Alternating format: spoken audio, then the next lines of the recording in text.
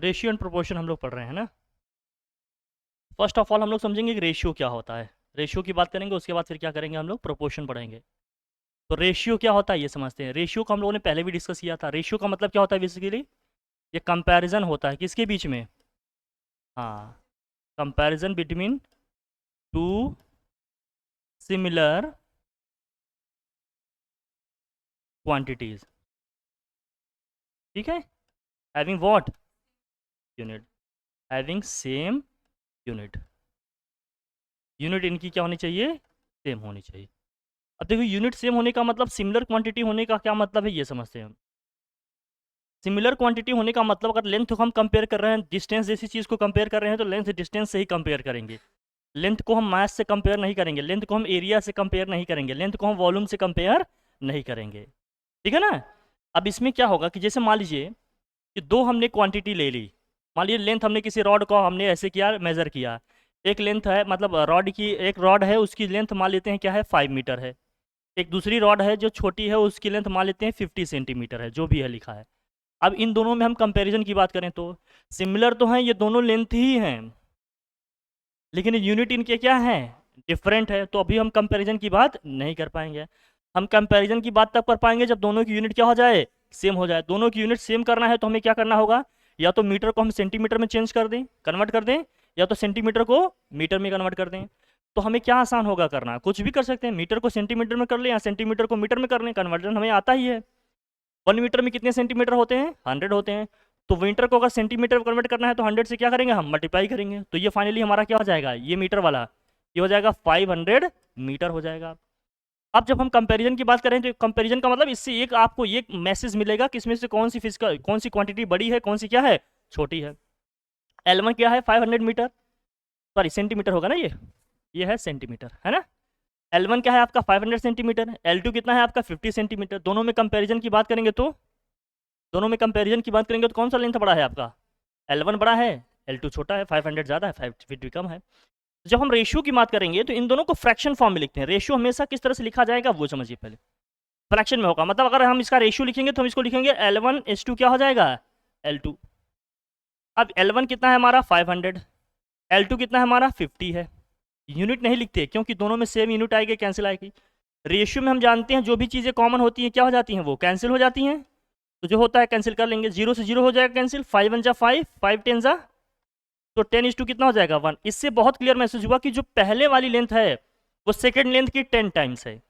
पहले वाली length second length की क्या है, 10 टाइम्स है, मतलब 10 गुनी है उसकी। ये समझ में आया कि नहीं, इससे पता चला। ये इसलिए कह रहे हैं कंपेरिजन, उन दोनों क्वांटिटीज में हमें ये पता चलेगा किसका मैग्नीट्यूड किससे ज़्यादा है, ये मैसेज मिल जाएगा हमें। ठीक है। अब रेशियो बेसिकली यही है, लेकिन राइटर्स या हमारी बुक में कहीं कहीं लिखा हुआ इस तरह से मिलेगा आपको कि रेशियो का मतलब बेसिकली क्या होता है, एक फ्रैक्शन होता है। रेशियो का मतलब बेसिकली क्या होता है, ये एक फ्रैक्शन होता है। क्या होता है ये, फ्रैक्शन। फ्रैक्शन का मतलब उसमें कुछ ना कुछ क्या होगा, न्यूमरेटर होगा, समथिंग अपॉन क्या होगा, कुछ ना कुछ नीचे भी होगा। ऊपर वाली वैल्यू को हम लोग क्या बोलते हैं, न्यूमरेटर बोलते हैं। नीचे वाली वैल्यू को अपन क्या बोलते हैं, बेस है या डिनोमिनेटर है, हमारा डिनोमिनेटर लिखते हैं इसको। रेशियो जब लिखेंगे दो सिमिलर फिजिकल क्वांटिटी का, दो सिमिलर फिजिकल क्वांटिटी का जब हम रेशियो लिखेंगे, मान लीजिए A:B है, रेशियो लिखेंगे तो कैसे लिखेंगे, जैसे A एंड B क्या है, A एंड B कोई दो सिमिलर क्या है, क्वांटिटी है। सिमिलर का मतलब लेंथ भी हो सकता है, ये सेम है, ये सिमिलर क्वांटिटी है। ठीक है भैया। तो अब इस केस में क्या है, अगर इनका हमें रेशियो लिखना होगा ना, सपोज करिए इन दोनों के बीच मुझे रेशियो लिखना होगा, यूनिट भी सेम है इनकी, सब कुछ ठीक है, इन दोनों के बीच मुझे रेशियो लिखना होगा, तो हम रेशियो कैसे लिखेंगे। रेशियो लिखने का तरीका क्या है, हम लिखेंगे इसको A:B लिखेंगे। क्या लिखेंगे इसको, A:B। पढ़ेंगे क्या इसको, A:B पढ़ेंगे इसको, या इसको A:B भी पढ़ सकते हैं अपन, A:B, या क्या पढ़ते हैं इसको A:B। इसमें कोई प्रॉब्लम हो तो बताओ हमें। ठीक है, ये सब हम जानते हैं, सब पढ़े हैं, जानते हैं। इसमें A:B हमने लिख दिया ना, जब हम इसको फ्रैक्शन के फॉर्म में लिखेंगे, जब हम इसको फ्रैक्शन के फॉर्म में लिखेंगे तो इसी सेम चीज को अपन क्या लिख सकते हैं, इसको लिख सकते हैं A/B। इसको क्या लिख सकते हैं अपन, A/B लिख सकते हैं। ठीक है। तो अब फ्रैक्शन फॉर्म में आ गया तो इसको हम न्यूमरेटर बोलते हैं, इसको डिनोमिनेटर बोलेंगे। लेकिन जब ये रेशियो में लिखा रहेगा A:B, तो पहली एंट्री को हम लोग क्या बोलेंगे, फर्स्ट एंट्री को हम लोग क्या बोलेंगे, एंटीसीडेंट। एक्सीडेंट नहीं, क्या बोलेंगे इसको, एंटीसीडेंट बोलेंगे। फर्स्ट एंट्री को बोलते हैं एंटीसीडेंट, ठीक है। सेकेंड एंट्री को क्या बोलते हैं अपन, कॉन्सिक्वेंट, इसको बोलते हैं हम लोग कॉन्सिक्वेंट। कोई डाउट हो तो बताओ, ये सब पढ़ाई है हम। फर्स्ट एंट्री को हम लोग बोलते हैं क्या इसमें, एंटीसीडेंट। सेकेंड एंट्री को बोलते हैं कॉन्सिक्वेंट। और फ्रैक्शन फॉर्म में लिखेंगे ए अपॉन क्या आ जाएगा भी, जब फ्रैक्शन के फॉर्म में आ जाएगा तो इसको एंटीसीडेंट कॉन्सिक्वेंट नहीं बोलेंगे, अब इसको न्यूमरेटर बोलेंगे और क्या बोलेंगे, डिनोमिनेटर। हर वो चीज़ जानो, पढ़ेंगे क्या, लिखेंगे क्या, कब क्या पढ़ेंगे, क्या बोलेंगे, ये सब हमें आना चाहिए। समझ में आई हमारी बात, कहीं कोई डाउट हो तो बताओ। अब इस तरह का जब फ्रैक्शन हम लिखेंगे तो कभी कभी फ्रैक्शन में क्या होता है कि वैल्यू 1 से बड़ी भी आ जाती है सॉल्व करने पे, कभी कभी वैल्यू 1 से छोटी आती है, कभी कभी 1 के इक्वल भी आ जाती है। ये 3 केसेस बन रहे हैं, इन तीनों केसेस की हम अलग अलग इसमें बात करेंगे। तो देखो जैसे a अपॉन बी हमारा क्या है, एक रेशियो, एक फ्रैक्शन है। a अपॉन बी हमारा क्या है, फ्रैक्शन है।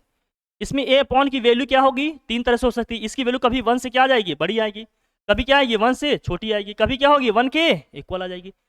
जब ये वैल्यू क्या हो गई, देखो यहाँ समझना ध्यान से, जब ये वैल्यू 1 से बड़ी आ गई, मतलब a अपॉन बी की वैल्यू 1 से बड़ी आ गई, तो अपन क्रॉस मल्टीप्लाई करेंगे तो क्या होगा, a is greater than b होगा। इसका मतलब इस केस में जो हमारा एंटीसीडेंट होगा, जो हमारा क्या है एंटीसीडेंट, किससे बड़ा होगा, कॉन्सिक्वेंट से। एंटीसीडेंट हमारा कॉन्सिक्वेंट से क्या होगा, बड़ा होगा। इसका मतलब फर्स्ट वाली एंट्री हमारी क्या है, बड़ी है सेकेंड एंट्री से। नहीं, क्योंकि हम रेशियो की बात कर रहे हैं ना, रेशियो को सॉल्व करने के लिए हम फ्रैक्शन के कॉन्सेप्ट यूज करते हैं, उसका कोई अलग नहीं है, वो फ्रैक्शन के कॉन्सेप्ट चलेगा, इसलिए न्यूमरेटर डिनोमिनेटर बोल रहे हैं। लेकिन चूंकि हम रेशियो की बात कर रहे हैं, जो हमें फाइनल कंक्लूजन देना होगा, फाइनल आंसर देना होगा, तो हम क्या बोलेंगे वहां, एंटीसीडेंट और कॉन्सिक्वेंट बोलेंगे। बात हमारी समझ में आई, ठीक है। जब लेस देन 1 होगा तो यहां से सॉल्व करेंगे, ये क्या होगा, a upon B is less than 1, तो यहाँ क्या हो जाएगा, a is less than b। अब इस केस में एंटीसीडेंट कॉन्सिक्वेंट से क्या हो गया, छोटा हो गया।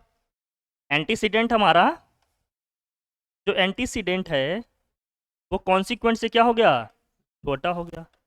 कोई दिक्कत हो तो बताओ हमें, नहीं।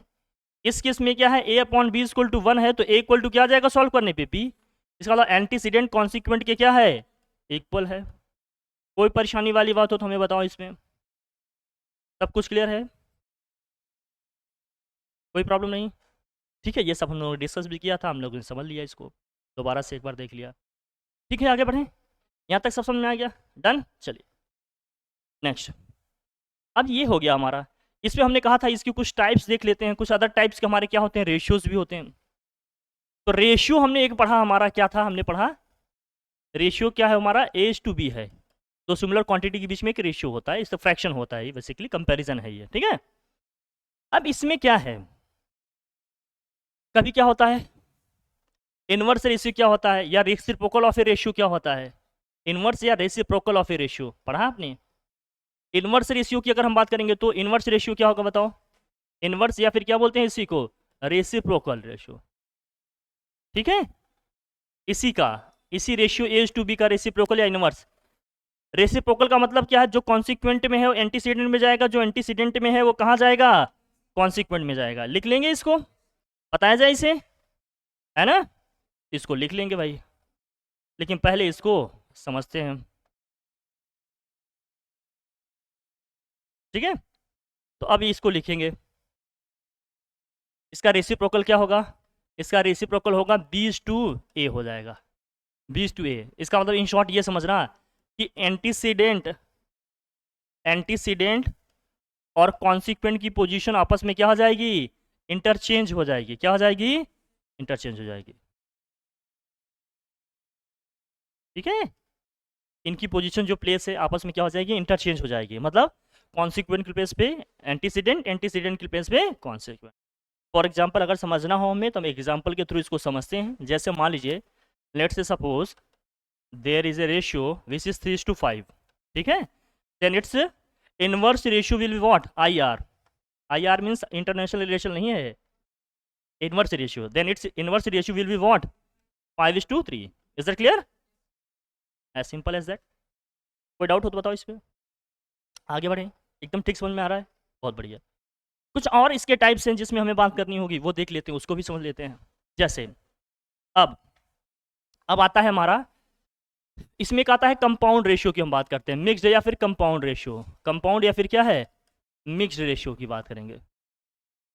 ये तब की बात होगी जब एक से ज़्यादा रेशियो में दिए होंगे। कंपाउंड या फिर क्या होगा, मिक्स्ड रेशियो क्या होते हैं ये समझते हैं। कंपाउंड या मिक्स्ड रेशियो का मतलब क्या है यहाँ समझ लीजिए। जैसे मान लीजिए बहुत सारे रेशियो दिए में A:B दिया है, C:2 क्या है D दिया है, E:2 क्या दिया है F दिया है। इनका हमें क्या निकालना है, कंपाउंड या मिक्स्ड रेशियो निकालना है। तो हमने क्या बताया था, इसको कैसे निकालना है अपने को बताओ। सभी एंटीसीडेंट को एंटीसीडेंट से मल्टीप्लाई कर लेंगे, सभी कॉन्सिक्वेंट को कॉन्सिक्वेंट से। तो मतलब A और C और क्या जाएगा E साथ में जाएगा, और कौन कौन सा साथ में जाएगा बताओ, और कौन जाएगा B D और F क्या होंगे, ये साथ में जाएंगे। सबको मल्टीप्लाई करते हैं, फाइनली लिखते हैं जो आता है क्या होगा। देखो A को C से लेंगे, A C और क्या होगा E, ये तीनों एक साथ मल्टीप्लाई होंगे, और B D और क्या होगा F साथ में आएगा। तो मिक्स या कंपाउंड रेशियो ये बन जाएगा। कोई दिक्कत इसमें बताओ। सभी एंटीसीडेंट को एंटीसीडेंट से मल्टीप्लाई कर देंगे, सभी कॉन्सिक्वेंट को कॉन्सिक्वेंट से, ये इसका मिक्स्ड या फिर कंपाउंड रेशियो बन जाएगा। कोई डाउट हो तो बताओ। क्लियर है, ये सब हम लोगों ने पढ़ लिया है, कोई टेंशन वाली बात नहीं। आगे बढ़ें, ठीक, एकदम समझना अच्छे से, जहाँ डाउट होगा वहाँ बताना। क्लियर हो रहा है ना, बढ़िया। अब इसमें आता है फिर हमारा, ये तो हो गया मिक्स्ड और कंपाउंड रेशियो का। कुछ एग्जाम्पल के थ्रू इसको समझ लें। जैसे जहाँ जो कैंसिल होने जैसा रहेगा कैंसिल भी हो जाएगा, ये नहीं कि मल्टीप्लाई करके ही केवल लिख देंगे। लेट्स से सपोज मान लेते हैं कि एग्जांपल समझते हैं हम लोग। मान लो 2:3 दिया है, फिर हमने दिया आपको 6:5, फिर हमने आपको दिया मान लीजिए यहाँ लिख दिया हमने 3:10, 3 क्या लिख दिया। इसका हम निकाल रहे हैं कंपाउंड रेशियो। क्या निकाल रहे हैं, कंपाउंड रेशियो, CR निकाल रहे हैं। कंपाउंड रेशियो की बात कर रहे हैं, तो सभी क्या होगा, एंटीसीडेंट के एंटीसीडेंट से मल्टीप्लाई करेंगे, कॉन्सिक्वेंट को। तो 2 को किसके साथ लेंगे, 6 के साथ, और किसके साथ लेंगे 3। तो 2 6 और क्या हो गया 3 व्हाट, फिर 3 को 5 के साथ और क्या होगा 10। तो 3 × 5 × क्या हो गया, ये 10 होगा। सॉल्व करिए, जो कैंसिल हो सकता है उसको कैंसिल कर लीजिए। क्या क्या कैंसिल हो सकते हैं बताओ। ये 3 से 3 हो जाएगा, जो कॉमन टर्म होता है तो कैंसिल हो जाता है। और कुछ कॉमन है कैंसिल होने जैसा, 2 1 2, 2 5 10, और कुछ कैंसिल होने जैसा नहीं है ना। यहाँ बचेगा 6, वहाँ क्या बचेगा 5 5 25। तो फाइनल हमारा कंपाउंड रेशियो इनका क्या बन जाएगा, 6:25। कोई डाउट हो तो बताओ। क्लियर है ना, तो 6:25 आ जाएगा। हमारे कहने का मतलब ये था कि हम कंपाउंड रेशियो जब निकालेंगे कुछ कॉमन टर्म होंगे तो वो कैंसिल भी होंगे। जैसे होता है सिंपलेस्ट फॉर्म में लिखते हैं ना हम, तो हमेशा जो कॉमन रहेगा उसको कैंसिल करेंगे। ठीक है ना, कोई दिक्कत परेशानी। चले आगे बढ़ें, डन, क्लियर है ना। समझने फोकस करो, कॉन्सेप्ट एक बार क्लियर हो जाएगा तो क्वेश्चन कहीं नहीं बने फंसेगा। क्लियरिटी पे ध्यान दो, जहाँ कन्फ्यूजन होगा वहाँ बताना। हालांकि कहीं बचेगा नहीं कोई कन्फ्यूजन, मैं डिटेल में बताऊंगा। फिर भी कहीं रह जाता है कि ये चीज़ नहीं क्लियर हुआ, तुरंत बताना, ठीक है। अब इसको करते हैं दूसरा। अब ये था हमारा कंपाउंड मिक्स्ड रेशियो। फिर इसी में हमने आपको बताया था डुप्लीकेट रेशियो क्या होते हैं। डुप्लीकेट रेशियो, डुप्लीकेट रेशियो क्या होते हैं बताओ जरा। हमने डिस्कस भी किया ऑलरेडी आप लोगों से। डुप्लीकेट रेशियो का मतलब हमने कहा था अगर हमारा रेशियो A:B है, रेशियो हमारा क्या है A:B है, तो इसका डुप्लीकेट रेशियो क्या बनेगा। रेशियो अगर हमारा A:B है, रेशियो हमारा क्या है A:B है, इसका डुप्लीकेट रेशियो क्या बनेगा, डुप्लीकेट रेशियो बनेगा A² B²। Is it clear. For example एक एग्जाम्पल ले लेते हैं हम लोग, जैसे इसका कोई मान लीजिए कि हमारे पास एक रेशियो है 3:5, क्या है 3:5। हम इसका पूछ रहे हैं आपसे डुप्लीकेट रेशियो, DR पूछ रहे हैं डुप्लीकेट रेशियो। तो डुप्लीकेट इसका रेशियो क्या होगा 3² 5²।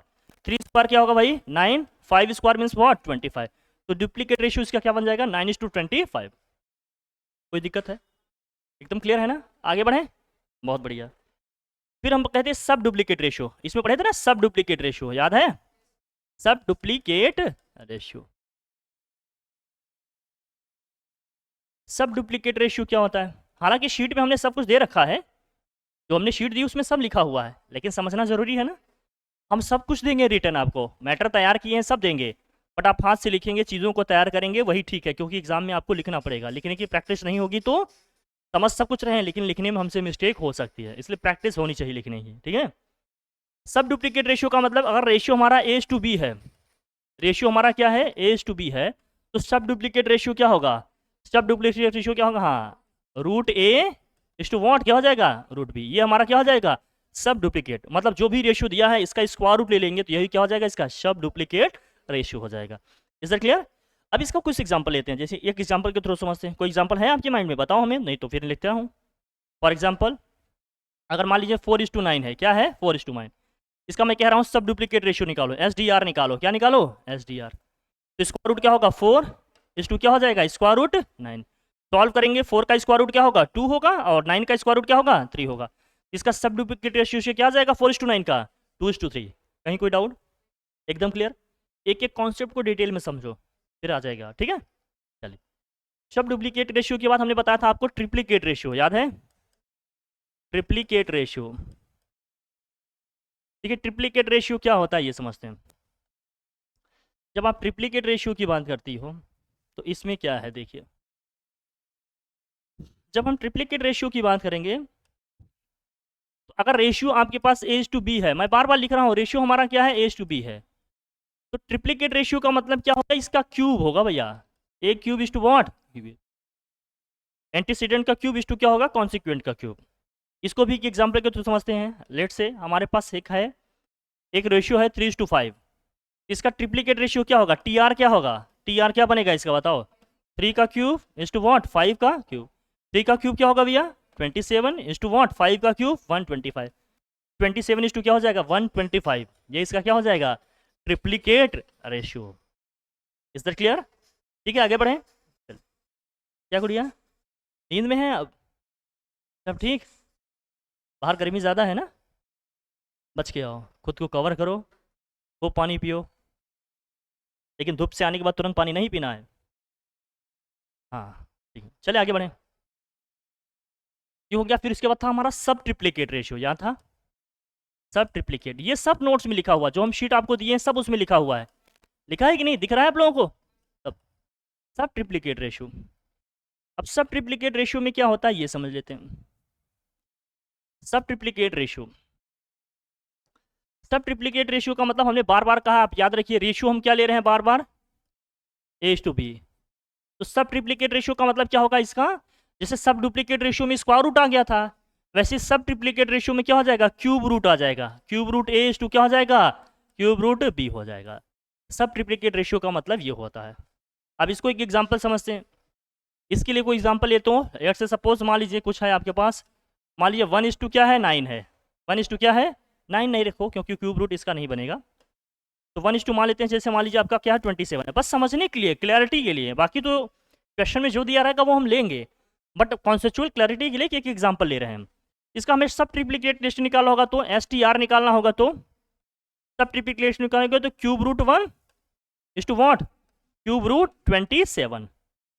1 का क्यूब रूट 1 ही आएगा, 27 का क्यूब रूट क्या आएगा 3 आएगा। तो सब ट्रिप्लीकेट रेशियो क्या बन जाएगा इसका 1:3। 1:27 का सब ट्रिप्लीकेट रेशियो बन जाएगा 1:3। कोई डाउट इसमें? क्यूब रूट ले लेंगे आ जाएगा। सब कुछ क्लियर हो रहा है यहाँ? कोई दिक्कत परेशानी, कोई डाउट तो नहीं है ना? सारी चीज़ें यहाँ शीट में लिखी हैं, जितने हमने दिए हैं सब आपको उसमें मिल जाएगा, कोई दिक्कत? ठीक है। अब हम लोग बात करने वाले हैं किसका, प्रोपोर्शन की बात करेंगे। किसकी बात करेंगे? प्रोपोर्शन। हम लोग बात करने वाले हैं किसकी, प्रोपोर्शन की। ठीक है, प्रोपोर्शन की बात कर लेते हैं। प्रोपोर्शन क्या है, देखिए प्रोपोर्शन का मतलब क्या है बेसिकली, जैसे मान लीजिए दो रेशियो हैं, दो रेशियो हमारे पास A:B है और दूसरा रेशियो क्या है C:D है। इन दोनों रेशियोज के बीच में इक्वलिटी होती है बेसिकली। ये दोनों रेशियो के बीच में क्या है, कंपैरिजन है। कंपैरिजन है या क्या है, इक्वलिटी। इन दोनों रेशियो के बीच में इक्वलिटी का सिंबल हम जब यूज करते हैं तो रेशियो वाले फील्ड में हम उसी को क्या बोलते हैं, प्रोपोर्शन बोलते हैं। इस इक्वलिटी के लिए हम लोग यहाँ पर प्रोपोर्शन के लिए क्या सिंबल बनाते हैं, 4 डॉट्स लिखते हैं, इस तरह से 4 डॉट्स लिखते हैं स्क्वायर शेप में। इस तरह से हम 4 डॉट्स, जैसे स्क्वायर का 4 कॉर्नर होता है ना, वैसे 4 डॉट्स लिखते हैं। अगर इस तरह से कहीं लिखा है A:B, ये होगा प्रोपोर्शन C:D। इस प्रोपोर्शन को अगर मुझे और सिंप्लीफाई करना होगा तो हम क्या लिखेंगे, A:B इक्वल टू क्या हो जाएगा C:D। इसको और सिंप्लीफाई करेंगे, फ्रैक्शन में लिखेंगे तो ये हो जाएगा A/B इक्वल टू क्या हो जाएगा C/D। फिर से कह रहा हूँ, इक्वलिटी आएगी कि नहीं? तो दो रेशियो के बीच में एक कंपैरिजन है या बेसिकली क्या है, ये इक्वलिटी होती है। इस शीट में लिखा हुआ है an equality between two ratio या comparison between what two ratio, ये लिखा है ना, ये था। ठीक है, ये प्रोपोर्शन है हमारा विषय, यही इसी 4 डॉट्स को ही हम लोग प्रोपोर्शन बोलते हैं, इसको हम लोग क्या बोलते हैं, प्रोपोर्शन। ठीक है, क्लियर है हमारी बात। इसका मतलब यहां पर एंटीसीडेंट कॉन्सिक्वेंट का जिस तरह का रिलेशन है, सेम वही रिलेशन उधर भी है एंटीसीडेंट कॉन्सिक्वेंट। ठीक है, ये बेसिकली ये बताता है, प्रोपोर्शन का मतलब यहाँ पर ये है। ठीक है, अब इसकी कुछ प्रॉपर्टीज भी हैं, पहले प्रॉपर्टीज पढ़ लेते हैं, फिर उसके बाद हम लोग इसमें कॉन्टिन्यूस प्रोपोर्शन और जो भी चीज़ें हैं एक एक करके पढ़ेंगे। प्रॉपर्टीज में क्या है, देखिए प्रोपोर्शन में प्रॉपर्टीज,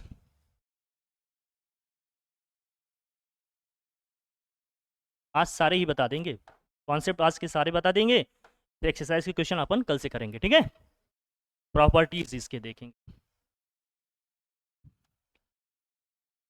प्रॉपर्टीज में सबसे पहली कौन सी प्रॉपर्टी है हमारी, सबसे पहली प्रॉपर्टी हमारी इन्वर्टेंडो है। क्या है, इन्वर्टेंडो, इन्वर्ट से बना है क्या, इन्वर्टेंडो।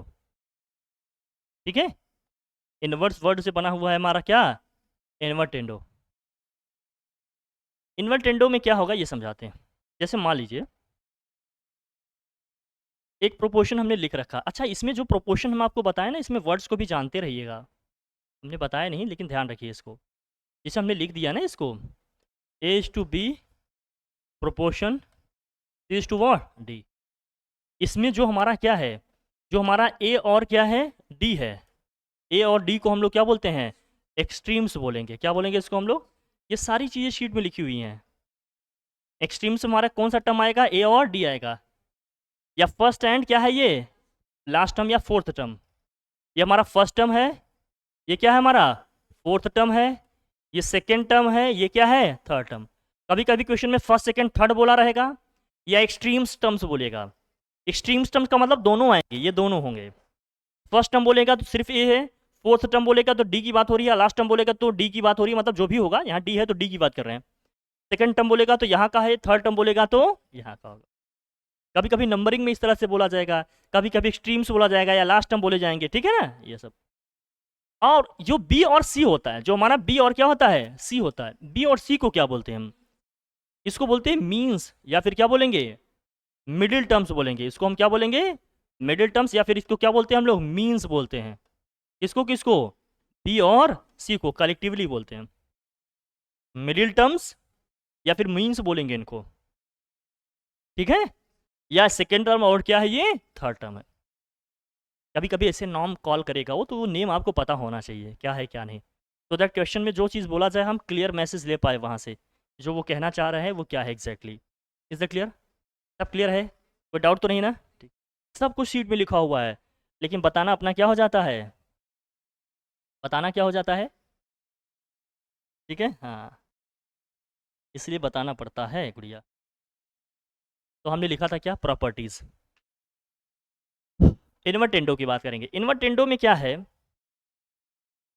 इन्वर्टेंडो में क्या है, जैसे मान लीजिए एक प्रोपोर्शन हमने लिख दिया, अब मान लीजिए इसको हमने सिंपलेस्ट फॉर्म लिखा है A upon B equal to C upon D, ये हमेशा हम यही लेंगे, ये हमारा क्या है प्रोपोर्शन हमने लिख दिया है, प्रोपोर्शन हमेशा हम यही लेने वाले हैं। ठीक है, इसमें कोई वेरिएशन नहीं, इसको ध्यान रखना। ए अपॉन बी इक्वल टू क्या है, सी अपॉन डी। ये कैसे आया, ये कैसे आया मैं फिर से बता दूं कि ए इज टू बी प्रोपोर्शन में क्या लिखा रहा होगा, सी इज टू डी। इसको हमने सिंप्लीफाई किया तो यहाँ लिखेंगे A is to B equal to क्या हो जाएगा, सी इज टू डी। अब इसको फ्रैक्शन फॉर्म में लिखेंगे तो ए बाई बी इक्वल टू क्या होगा, सी बाई डी। तो इस तरह से हमने सिंप्लीफाई करके ये लिखा है, यही कॉमन प्रोपोर्शन हम रखेंगे। भाई अगर हम कुछ कॉन्सेप्ट पढ़ना चाहते हैं तो बेस में हमें एक एग्जाम्पल तो रखना पड़ेगा ना। जैसे ए प्लस बी होल स्क्वायर हम पढ़ते हैं तो बेस में कोई डिजिट, कोई सिंबल्स, लेटर तो लिखना पड़ेगा ना, तब तो कोई फार्मूला याद होगा। फार्मूले में कोई एंटिटी, कोई एंट्री तो हमें फिक्स रखनी पड़ेगी, तो यहाँ हम ये फिक्स रख रहे हैं। आप एक्स वाई में भी लिख सकते हो, क ख लिख सकते हो, जिस सिंबल से बहुत लगा हो उससे लिख लो। ठीक है, फिलहाल ए बी सी डी लिख दिए चूंकि सिंबल, तो ये लिख दे, कोई दिक्कत। अब इसमें क्या है, इन्वर्टेंडो का मतलब क्या है, इसका इनवर्स करेंगे। इनवर्स से ही क्या बना है, इन्वर्टेंडो। इनवर्स वर्ड से ही क्या बना है, इन्वर्टेंडो। इनवर्स का मतलब क्या है, हमने कहा था दोनों की position interchange. A upon B है तो यहाँ क्या हो जाएगा, B by A. C upon D है तो यहाँ क्या हो जाएगा, D by C. That's all, और कुछ नहीं। तो इन्वर्टेंडो का मतलब इनकी पोजीशंस आपस में क्या हो जाएंगे, इंटरचेंज हो जाएंगे। जो यहाँ ऊपर लिखा है नीचे जाएगा, जो नीचे है ऊपर को जाएगा, आपस में ही चेंज होगा, ये नहीं कि इधर उधर क्रॉस में कर लो। अभी वो भी कॉन्सेप्ट आज आगे आएगा, लेकिन इन्वर्टेंडो इन्वर्स वर्ड से बना है, इसका हम क्या कर देंगे, इन्वर्स कर देंगे, रेसिप्रोकल कर देंगे। तो न्यूमरेटर डिनोमिनेटर में चला जाएगा, डिनोमिनेटर न्यूमरेटर में। Is that clear? कोई डाउट हो इसमें बताओ? एकदम क्लियर है? आगे बढ़ा जाए? बढ़िया ना? सेकेंड प्रॉपर्टी बात करें। सेकंड आता है हमारा ऑल्टरनेंडो। क्या आता है? ऑल्टरनेंडो। ऑल्टरनेंडो में क्या होता है देखो, अब आता है ऑल्टरनेंडो।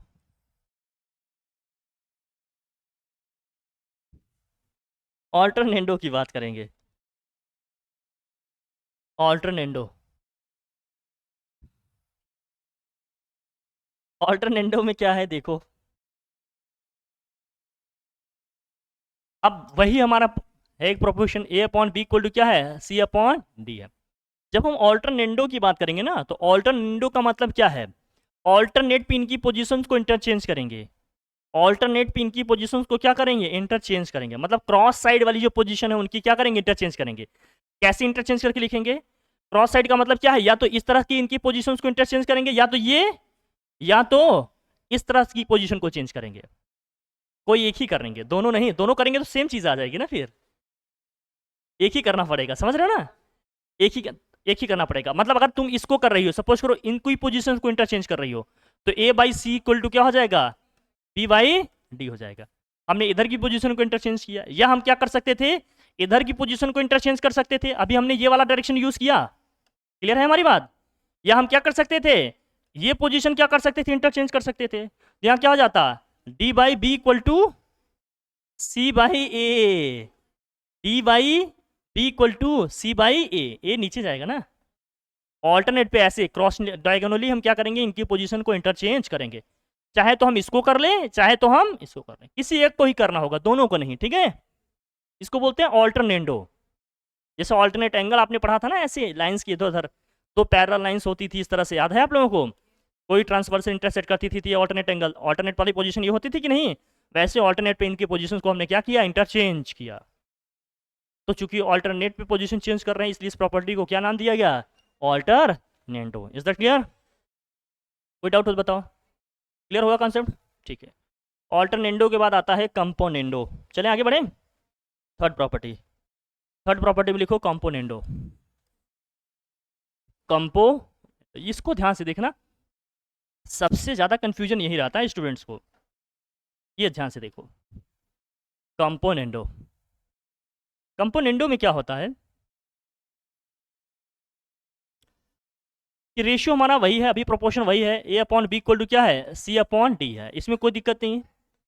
कंपोनेंडो का मतलब क्या है, कंपोनेंडो का मतलब क्या है कि A plus B upon B equal to C plus D upon क्या होगा, डी। लेकिन यहां ध्यान रखना क्या है, कंपोनेंडो में क्या है कि दोनों को प्लस करके लिखेंगे, या तो हम न्यूमरेटर में लिख लें, या तो क्या लिखें, डिनोमिनेटर में। कंडीशन ये है कि अगर एलएचएस में हमने न्यूमरेटर में लिखा है, तो आरएचएस में भी हमें न्यूमरेटर में ही लिखना पड़ेगा। जो ऑर्डर हमने यहां फॉलो किया है, वही सेम ऑर्डर वहां भी फॉलो करेंगे। लेकिन ऐसा कोई रिस्ट्रिक्शन नहीं है, अगर हमने ऊपर लिखा है तो यहाँ ए प्लस बी, नीचे का जो एलिमेंट है वो चेंज नहीं होगा। ऊपर लिखेंगे सी प्लस डी आएगा, लेकिन नीचे का एलिमेंट चेंज। अगर लेट से सपोज आपने नीचे लिखा होता, नीचे को लिखा होता, तो ऊपर ए ही रहेगा, जो एलिमेंट है वो सेम रहेगा, जहां हम नहीं लिख रहे हैं वहां जो है वही रहेगा ए, तो नीचे क्या आएगा, ए प्लस बी। अगर यहाँ को हमने नीचे को लिखा है, डिनोमिनेटर में लिखा है, तो आरएचएस में भी हमें कहां लिखना पड़ेगा, सी अपॉन सी प्लस डी। इतना ही समझना है, इतना ध्यान में रखना है।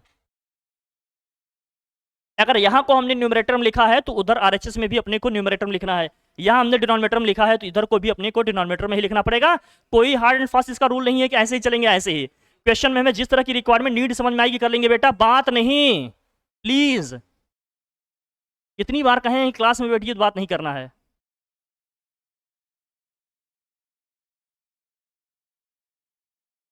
जितनी बार प्लीज बोलना हो बताओ, मैं स्टार्टिंग में बोल दिया करूं, ताकि आज का कोटा पूरा हो जाए और हम ध्यान से पढ़ा लें आपको।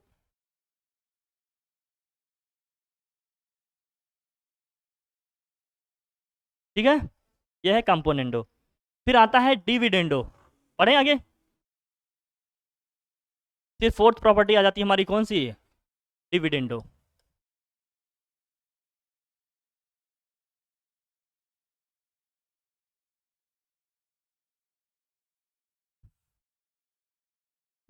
डिविडेंडो में क्या है, रेशियो अपना वही है, फिर से प्रोपोर्शन हमने लिखा है A upon B equal to क्या है, सी अपॉन डी। डिविडेंडो का मतलब क्या है, डिविडेंडो का मतलब है माइनस करके लिखेंगे यहाँ ए माइनस बी अपॉन बी। अगर हमने ए माइनस बी लिखा है तो उधर हमें भी क्या लिखना पड़ेगा, सी माइनस डी। लेकिन ध्यान रखना कि जरूरी नहीं ए माइनस बी ही लिखें, हम इसको बी माइनस ए भी लिख सकते थे। लेकिन अगर बी माइनस यहाँ लिखे हैं तो वहां हमें क्या लिखना पड़ेगा, डी माइनस सी। जो ऑर्डर जो पैटर्न एलएचएस में लिखेंगे वही same order same pattern RHS में भी रिपीट करेंगे। बाकी कुछ भी लिख सकते हैं, ऐसा कोई रूल नहीं है, बस हमें फॉलो करना होता है, ठीक है ना। बस सेम पैटर्न में चीजों को लिखना होता है। अगर इसमें आपने दिक्कत कर दी तो साइन चेंज हो जाएगा ना, साइन क्या हो जाएगा, चेंज हो जाएगा, ध्यान रखना पड़ेगा, ठीक है। लेकिन जरूरी नहीं कि न्यूमरेटर में ही माइनस करके लिखें, हम कहाँ लिख सकते हैं इसको, डिनोमिनेटर में भी लिख सकते हैं। अगर डिनोमिनेटर में लिखेंगे तो क्या हो जाएगा, ये ए अपॉन ए माइनस बी लिख सकते हैं, तो वहां क्या लिखेंगे, सी अपॉन सी माइनस डी। अब यहाँ फिर समझो, अगर ए माइनस बी लिखे, जरूरी है क्या ए माइनस बी ही लिखें, इसको A upon B minus A लिख सकते हैं, तो वहां क्या लिखेंगे, C upon D minus C. Is that clear. जिस ऑर्डर में हम इधर करेंगे चेंज, उसी ऑर्डर में वहां भी हमें चेंज करेंगे। इस रूल को अपन क्या बोलते हैं, डिविडेंडो। यहाँ डिफरेंस लिया जाता है, ठीक है, दोनों का। जल्दी से नोट डाउन कर लो इसको। करा रही हो क्या, क्या पांडे जी, क्या हाल है।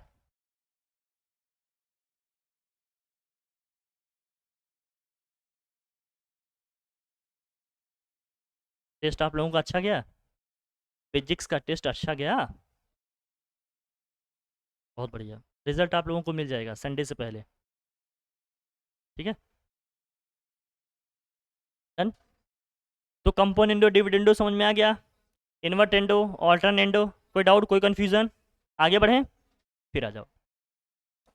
फिर इन्हीं को मिक्स किया जाता है, कंपोनेंडो और डिविडेंडो को। फिफ्थ वाली प्रॉपर्टी लिखो, कंपोनेंडो। ये बहुत फ्रिक्वेंटली यूज होगा बोर्ड में भी और हमारे क्वेश्चंस में भी। कंपोनेंडो एंड व्हाट, डिविडेंडो, ये बहुत ही फ्रिक्वेंटली यूज होगा। मतलब दोनों को क्या करना पड़ेगा यहाँ, अब मिक्स करना पड़ेगा, मर्ज करना पड़ेगा, ठीक है भैया। अब देखो क्या है, अगर हमारा proportion a upon B equal to C upon D है, तो कंपोनेंडो डिविडेंडो का मतलब क्या है, एक बार अपने को प्लस करके लिखना है, तो सेकेंड टाइम अपने को बस ऑर्डर का ध्यान रखना पड़ेगा।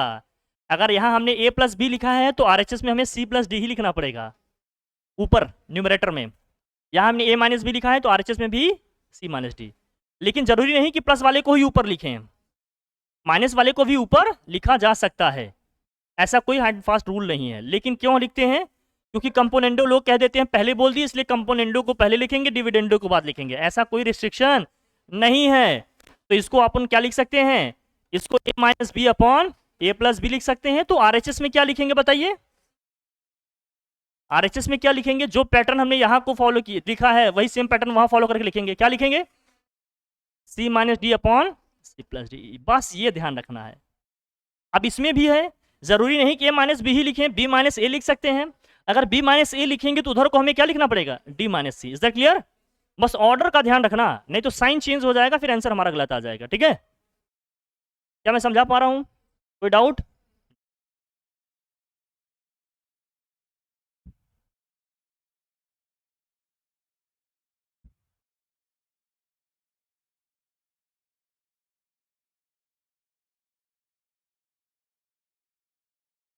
ठीक है, आगे बढ़े। एक इसी मानता है गुड़िया के मेथड, इसको भी थोड़ा जानते रहना। के मेथड कुछ अलग से नहीं, इसको लेकर एकदम परेशान नहीं हो जाना है।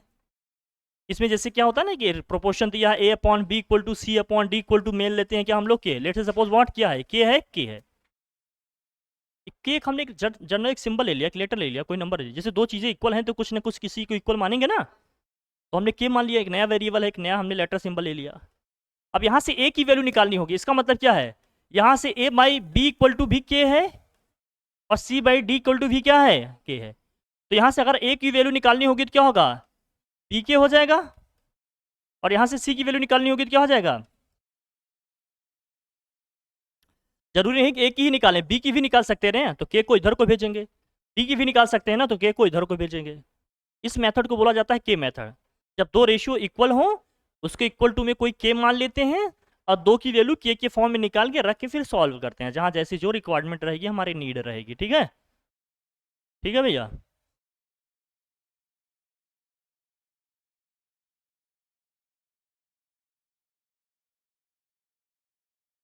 नमस्ते। मोबाइल अपनी रख दो तुम। क्लासरूम में आज आने के बाद सेल फोन कोई नहीं यूज करेगा।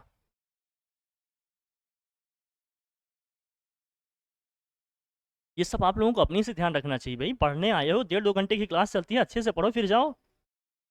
इसी में सब काम करने हैं। ठीक है, कोई डाउट हो बताओ। अब इसमें और भी कुछ हैं, अपने कॉन्सेप्ट्स हैं, जैसे मीन प्रोपोर्शन कैसे निकालेंगे, थर्ड प्रोपोर्शन कैसे निकालेंगे, है ना। ये सब हैं कॉन्सेप्ट। बता दें इसको या नेक्स्ट डे के लिए रखें? बता ही दें। कॉन्टिन्यूड प्रोपोर्शन क्या होते हैं, मीन प्रोपोर्शन क्या होते हैं, ये सब देख लें। इसको थर्ड और फोर्थ कैसे निकालेंगे उसको कर लेते हैं। बता दें, लिखिए कॉन्टिन्यूड प्रोपोर्शन।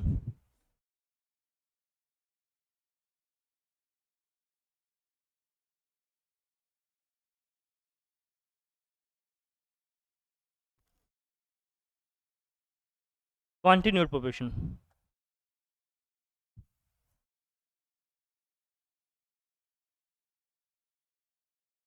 Continued proportion. जैसे मान लीजिए a b c d and so on, या ई है मान लेते हैं, ये सब किस में है? These are what in continued proportion. ये किस में है? कॉन्टिन्यूड प्रोपोर्शन में है। सीपी लिख दिया हमने, कॉन्टिन्यूड प्रोपोर्शन में है। कॉन्टिन्यूड प्रोपोर्शन में होने का मतलब क्या है? ये कॉन्टिन्यूअस मैनर में होंगे। It means what? अगर हमने ए अपॉन बी लिखा तो अगला रेशियो कहाँ से स्टार्ट होगा? बी से स्टार्ट होगा। बी अपॉन क्या होगा? सी होगा। अब ये सी पे एंड हुआ तो नेक्स्ट कहाँ से स्टार्ट होगा? सी अपॉन डी। ये डी पे एंड हुआ तो अगला कहाँ से स्टार्ट होगा? डी अपॉन ई। अगला कहाँ से स्टार्ट होगा? ई अपॉन दिस। ऐसे जो रहेगा एंड सो ऑन चलता रहेगा। कॉन्टिन्यू प्रोपोर्शन का मतलब ये है, एक जहां पर एंड होगा दूसरा वहीं से क्या होगा? स्टार्ट होगा। अगर कोई तीन ही होते तो, मान लो ओनली ए बी सी होता तो, ओनली ए बी सी होता तो यही स्टार्टिंग के दो लेते। ए अपॉन बी इक्वल टू क्या होगा? बी अपॉन सी होगा। कॉन्टिन्यूटी का मतलब जहां पर एक एंड हो रहा है दूसरा वहीं से क्या हो रहा है? स्टार्ट हो रहा है, कंटिन्यूअस मैनर में। देख रहे हो ना, ए अपॉन बी, दूसरा कहाँ स्टार्ट हो रहा है? बी अपॉन सी। सी पे एंड हुआ तो सी अपॉन डी, फिर क्या हो गया? डी अपॉन, ऐसे चलेगा। इसको बोलते हैं कंटिन्यू प्रोपोर्शन। ये कंटिन्यूअस है ये, ठीक है। अगर तीन हो गए तो ए upon B equal to B upon C, फिर इनको मल्टीप्लाई करते हैं। बी को बी से करेंगे बी स्क्वायर, ए को सी से करेंगे क्या आ जाएगा? ए सी आ जाएगा। ठीक है, तीन। बाकी चार वाले भी हो सकते हैं हमारे यहाँ, या तो तीन या तो चार वाले आते हैं, लेकिन सब जानते रहो 5-6 में भी आ गए तो हमें लिखना आना चाहिए। ठीक है, कोई डाउट, कोई कंफ्यूजन? क्लियर है? नोट डाउन करो। ये है कॉन्टिन्यूड प्रोपोर्शन। अगर कोई नंबर्स या इस तरह से दिए हो कॉन्टिन्यूड प्रोपोर्शन में है तो उनको लिखने का तरीका ये है। ठीक है, कोई दिक्कत? एक जहां पेंड होगा दूसरा वहीं से स्टार्ट होगा, इस तरह से कंटिन्यूस मैनर में चलेगा आगे। ठीक है, कोई डाउट? तीन है तो ए upon B equal to B upon C, cross multiply करेंगे तो बी स्क्वायर इक्वल टू क्या हो जाएगा? N C. या बी इक्वल टू क्या आ जाएगा हमारा? प्लस माइनस रूट के ए सी आ जाएगा। कोई दिक्कत नहीं, ये सब जानते हैं हम, सब पढ़े हैं, कोई दिक्कत नहीं है। ठीक है, फिर आता है मीन प्रोपोर्शन। मीन प्रोपोर्शन और क्या होता है हमारा? थर्ड प्रोपोर्शन, फोर्थ प्रोपोर्शन, ये सब कैसे निकाले जाते हैं ये देखेंगे। मीन प्रोपोर्शन को जानो, ये ज़्यादा ज़रूरी है हमारे लिए। फिर बात करेंगे हम मीन प्रोपोर्शन की। किसकी बात करेंगे भैया? Mean proportion. जब हम मीन प्रोपोर्शन की बात करेंगे, बहुत इंपॉर्टेंट है, ये आता है फ्रिक्वेंटली एग्जाम में। ठीक है, मीन प्रोपोर्शन की बात करेंगे तो जैसे ए और बी दो हमारे पास नंबर हैं, इनका मीन प्रोपोर्शन का मतलब बीच वाला नंबर निकालना है। मीन प्रोपोर्शन का मतलब क्या है? बीच का नंबर निकालना है। तो ए और बी अगर दो नंबर हैं, ए और बी दो, या ए इज टू बी हमारा कोई रेशियो है, ए इज टू बी हमारा क्या है? एक रेशियो है। इसका हमें मीन प्रोपोर्शन निकालना है। क्या निकालना है? मीन। हाँ, मीन प्रोपोर्शन मतलब इनके बीच में एक ऐसा नंबर आएगा जो इसको किस में ले जाएगा? प्रोपोर्शन में ले जाएगा। इनके बीच में एक ऐसा नंबर आएगा जो इन दोनों टर्म्स को किस में ले जाएगा? प्रोपोर्शन में ले जाएगा। तो इनके बीच में ही आएगा। और भाई ये सही बात है। मीन प्रोपोर्शन को कभी कभी एम से रिप्रेजेंट कर लेते हैं, डी से कर लेते हैं, किसी से भी कर लो। एक्स के नंबर हमने मीन प्रोपोर्शन को अगर एम से रिप्रेजेंट कर रहे हैं, एम इक्वल टू क्या होता है? रूट में ए बी होता है। दोनों नंबर्स का प्रोडक्ट लेंगे, दोनों नंबर्स के प्रोडक्ट का स्क्वायर रूट, इसको बोलते हैं ज्योमेट्रिक मीन। ये क्या होगा इसका? ज्योमेट्रिक मीन होगा। क्या होगा ये? अभी हम लोग पढ़ेंगे, 10th में है ये ज्योमेट्रिक मीन।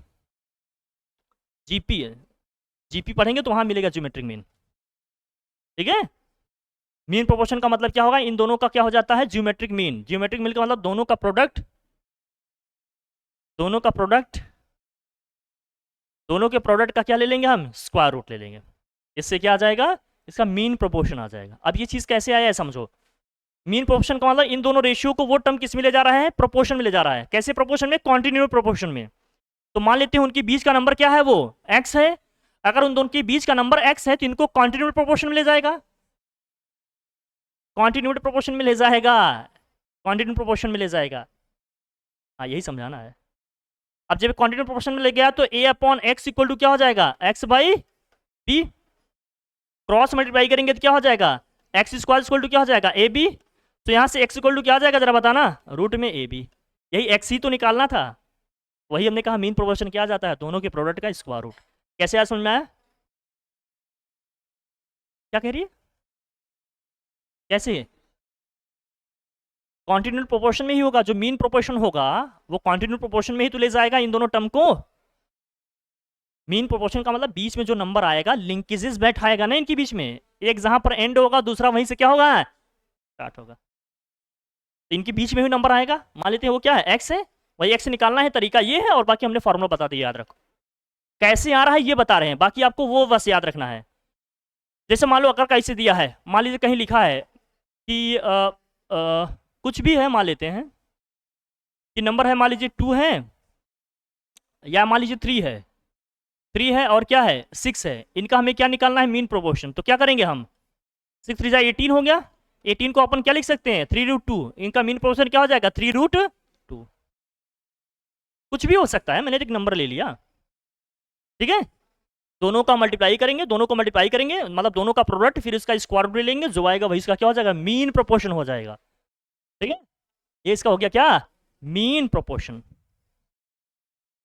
मीन याद है ना? मीन्स वाले टर्म हमने बताया था, बीच के 2 टर्म होंगे, याद है? ठीक। कंफ्यूजन है क्या? दोबारा से बात करूं इस पे। एक ही नंबर आएगा, वही रिपीट होगा, कॉन्टिन्यूट में होगा ना। कॉन्टिन्यू प्रोपोर्शन का मतलब क्या है भाई? प्रोपोर्शन में 4 आते हैं, A is to B, C is to D आता है। मीन प्रोपोर्शन का मतलब बी और सी दोनों क्या होंगे? हमारे सेम होंगे, मीन होगा वो। तो यह एक्स ही 2 बार आएगा। इसका मतलब यहां से ये क्या बनेगा? ये बनेगा a is to x proportion, फिर क्या बनेगा? X is to b. फिर इसको लिखेंगे तो यही चीज बनेगा ना, कॉन्टिन्यू प्रोपोर्शन में आ गया। ठीक है। ये याद रखना, फिलहाल दोनों के प्रोडक्ट का स्क्वायर रूट होता है और लिखने का तरीका ये है। जैसे भूल जाओ कि कैसे निकलता है तो ये हमने बता दिया। ये कॉन्टिन्यू प्रोपोर्शन में जाएगा, वो मीन प्रोपोर्शन मान लेते हैं क्या है? एक्स है। जब कॉन्टिन्यू प्रोपोर्शन में जाएगा तो ए अपॉन एक्स इक्वल टू क्या होगा? X by b. Cross multiply करेंगे, एक्स स्क्वायर इक्वल टू क्या होगा? A B. स्क्वायर रूट लेंगे तो एक्स इक्वल टू क्या हो जाएगा? रूट में a b. Is that clear? ये मीन प्रोपोर्शन है। कभी कभी आएगा इसमें थर्ड प्रोपोर्शन निकालने का। क्या निकालेगा? थर्ड प्रोपोर्शन निकालो। थर्ड प्रोपोर्शन की जब हम बात करेंगे तो एक रेशियो है, मान लेते हैं ए इज टू बी दिया है। इसका हमें क्या निकालना है? थर्ड प्रोपोर्शन निकालना है। क्या निकालना है इसका? Third proportion. तो थर्ड प्रोपोर्शन निकालने के लिए मान लेते हैं थर्ड प्रोपोर्शन हमारा एक्स है, तो बी ही कॉन्टिन्यू प्रोपोर्शन में होगा हमेशा। ये हो जाएगा ए इज टू बी, प्रोपोर्शन में लिखेंगे तो हो जाएगा बी इज टू एक्स। ये हमारा थर्ड प्रोपोर्शन एक्स है मान लेते हैं। Let's say suppose third proportion का मतलब जो थर्ड वाला नंबर आएगा, भूल गई क्या? ए इज टू बी प्रोपोर्शन में क्या था? सी इज टू डी। थर्ड वाला नंबर निकालेंगे ना हम। तो जब थर्ड प्रोपोर्शन की बात करेगा तो जो सेकंड वाला हमारा टर्म होगा वो क्या होगा? रिपीट होगा, क्योंकि ये कॉन्टिन्यूअस प्रोपोर्शन में होंगे। किसमें होंगे? हमेशा कॉन्टिन्यूअड प्रोपोर्शन में होंगे। किसमें होंगे? कॉन्टिन्यू प्रोपोर्शन में होंगे। कॉन्टिन्यू प्रोपोर्शन का मतलब एक जहां पर एंड होगा, दूसरा वहीं से क्या होगा? स्टार्ट होगा। थर्ड वाला हमें नहीं पता है, थर्ड को हमने क्या मान लिया है? एक्स। तो ए upon B, as to B तो रेशियो दिया ही है ना, हमें थर्ड निकालना है इसके बाद जो आएगा। तो ए अपॉन बी इक्वल टू क्या होगा? B by x. हमें एक्स निकालना है। क्रॉस मल्टीप्लाई करोगे क्या होगा बताओ? ए एक्स इक्वल टू क्या हो जाएगा? B square. सो यहां से एक्स इक्वल टू क्या आ जाएगा? बी स्क्वायर अपॉन क्या होगा? ए। इसका मतलब जब हम थर्ड प्रोपोर्शन की बात करेंगे तो क्या आ गया हमारा? B square upon a. As to b क्या है हमारा? एक रेशियो है। प्लीज यार आप लोग बात बंद कर दो। ओ, मैं कल से क्लास में बैठने नहीं दूंगा मैं। एक बार मना करने के बाद बच्चा क्लास में शरारत कर रहा है, मतलब बदतमीज बच्चा है वो। हम बिल्कुल टॉलरेट नहीं करेंगे, एक बार बताएंगे बस, नहीं उसके बाद बाहर कर दूंगा।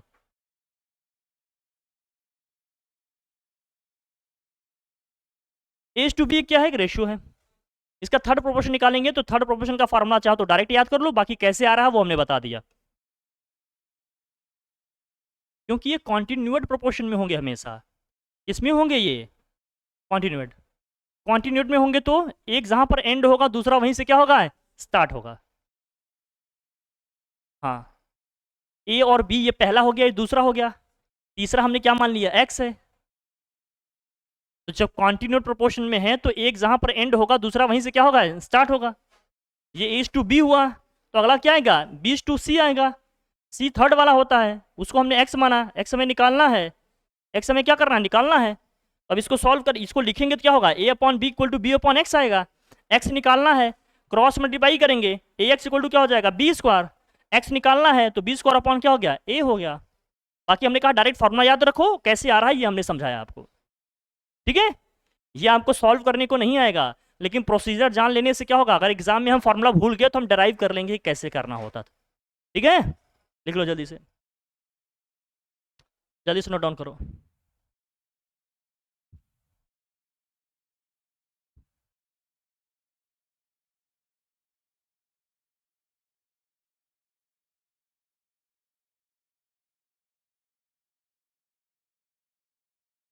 लिख लिए?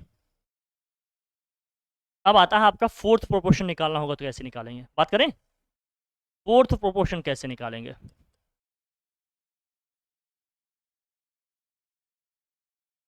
फोर्थ प्रोपोर्शन का मतलब ए बी सब दिया है हमें, सी भी दिया है, लेकिन फोर्थ वाला क्या है? नहीं दिया है, फोर्थ वाला मिसिंग है।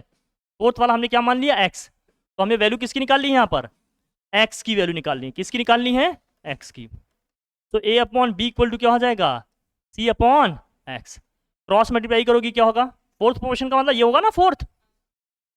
ए बी सी तीन दिए होंगे हमें, फोर्थ वाला निकालना होगा, प्रोपोर्शन में है, लिख लीजिए। इस तरह से लिखने का तरीका यही है। एक्स निकालना है तो ए एक्स इक्वल टू क्या हो गया? बी सी हो गया। तो एक्स इक्वल टू क्या आ गया यहाँ से? बी सी अपॉन ए। ठीक है, दैट्स ऑल। हाँ हाँ, अलग रहे। ठीक है, मीन और थर्ड प्रोपोर्शन में कॉन्टिन्यूड प्रोपोर्शन में होगा वो, बाकी सब में जैसे जो दिया रहेगा उस तरह से करेंगे। Is that clear? अभी समझे कि हम क्लियर समझ गए? कॉन्सेप्ट वाले पोर्शन हमने सब डिस्कस कर लिए। एक चीज़ और जानते रहिए, ठीक है। जैसे मान लीजिए इसको लिख लिया, कोई दिक्कत नहीं। जैसे हमने पढ़ा, इसको जानते रहिए। रिमार्क में थोड़ा सा ऐसे बता दे रहा हूँ, जहाँ जो कॉन्सेप्ट की जरूरत पड़ेगी हम यूज़ करेंगे इसको। जैसे मान लीजिए A upon B equal to क्या है? C upon D equal to E upon F दिया है। सपोज करो ये दिया है कोई रेशियो, तो दिस ऑल इक्वल टू हम लिख सकते हैं, इन तीनों का प्लस करके भी लिखा जा सकता है। मतलब A plus C plus E upon क्या हो जाएगा? B plus D plus F भी होगा। A upon B equal to C upon D equal to E upon F लिखा है ना, सभी को प्लस करके न्यूमरेटर को न्यूमरेटर में लिखेंगे, सभी डिनोमिनेटर को प्लस करके डिनोमिनेटर में लिखेंगे, तो ये सभी भी उसके इक्वल होंगे। स्क्वायर का सम करके प्लस करेंगे तब भी आएगा, ये मतलब ये मिनिमम ये होगा, ये ध्यान रखो। बाकी वो सब कंडीशन के हिसाब से देख लेंगे। अगर A upon B equal to C upon D equal to E upon F है तो क्या होगा? यहाँ से इन तीनों का प्लस करके न्यूमरेटर में लिखेंगे, इन तीनों का प्लस करके डिनोमिनेटर लिखेंगे, तो ये प्लस भी इनके बराबर आ जाएगा। दो का होगा तो दो ही का लिखेंगे, अगर दो होता सिर्फ तो ए upon B equal to C upon D होता तो ये A plus C upon B plus D के भी इक्वल आता, इसमें कोई दिक्कत नहीं। इसे क्लियर? डन? बस यही कॉन्सेप्ट समझना था, बाकी सब ठीक है। डन? फिर हम लोग अब एक्सरसाइज के क्वेश्चंस करेंगे, फिर प्रीवियस ईयर क्वेश्चंस भी देखेंगे हम लोग। इसको रिवीजन कर लो पहले, ठीक है, अच्छे से देख लो सारे कॉन्सेप्ट, सारे जो भी फॉर्मूले हमने देखे हैं इसमें पढ़े हैं उसको कॉन्सेप्चुअलाइज कर लो, फिर बात करेंगे। Okay, done? सॉल्व करें इसको यहाँ। ओके।